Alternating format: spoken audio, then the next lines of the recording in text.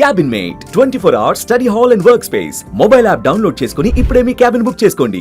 సరే, ఈ విషయంలో అంతా ఇది ఇందాక కొంతమంది రాజకీయ పార్టీలు అన్నట్టుగానే పాకిస్తాన్ వాళ్ళు కూడా వాళ్ళ అధికారులు ప్రతినిధులు దీనిపైన ఇది భారతదేశం చేసిన ఒక ఫేక్ వాతావరణం అని అంటున్నారు.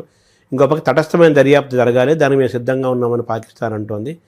చైనా కూడా ఏమంటుందంటే తటస్థమైన దర్యాప్తు జరగాలి, మేము పాకిస్తాన్కు సంఘీభావం తెలుపుతామని వాళ్ళు విదేశాంగ మంత్రి అన్నాడు. చైనా వాంగ్ యీ అన్నాడు.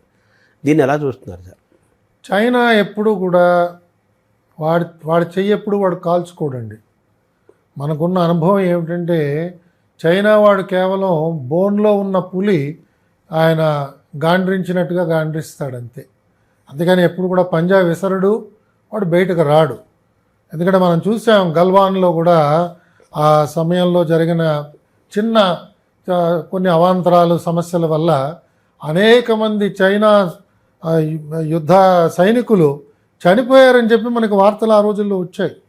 వాళ్ళ సైన్యం అంత బలిష్టంగా లేదని, యుద్ధ యొక్క అనుభవం వాళ్ళకి లేదని పదే పదే అందరూ కూడా కూడై కూస్తున్నారు. కాబట్టి చైనా కేవలం ఏమిటంటే అదొక బలం నాకున్నది, నా దగ్గర అణుశక్తి చాలా ఉన్నది, నాకు చాలా విదేశీ మార్గద్రవ్యం నా దగ్గర ఉన్నది, వీటితో మాట్లాడుతున్నది. కానీ యుద్ధ భూమికి పాకిస్తాన్ కోసం వచ్చి యుద్ధం చేసే పరిస్థితులు లేవని చెప్పి నేను భావిస్తున్నానండి.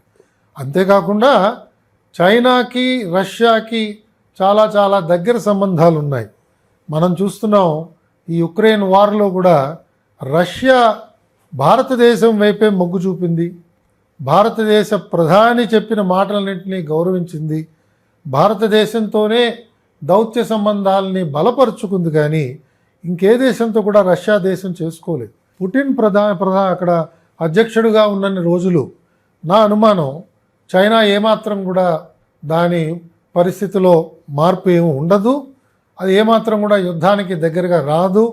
వారు ఇచ్చే ఆయుధాలు అవి ఎంతవరకు శ్రేష్టమైనవో కాదో అన్న దాని మీద కూడా చాలామంది నిపుణులు అనుమానాలు వ్యక్తపరచడం కూడా మనం చదువుతూ వచ్చాం. కాబట్టి ఈ పరిస్థితుల్లో పాకిస్తాన్ ఒంటరి దేశం అయిపోతున్నది. రోజు రోజుకి దాని పరిస్థితి తీవ్రత పెరుగుతున్నది. ఇప్పటికే సుమారు 22-23 దేశాలు భారతదేశంతో సంఘీభావం తెలిపాయి.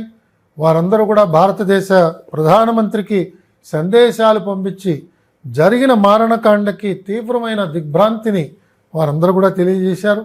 అలాగే మనం ఇండస్ వాటర్ ట్రీటీ విత్డ్రా చేసిన తర్వాత ఏ ఒక్క దేశం కూడా అది తప్పు అని మాట్లాడలేదు.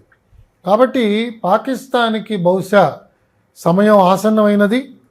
చరిత్రాత్మకంగా వారు చేసిన తప్పిదాలన్నిటికీ కూడా ఇప్పుడు సుంకం చెల్లించే సమయం ఆసన్నమైనది అని మనకు అర్థమవుతున్నదండి.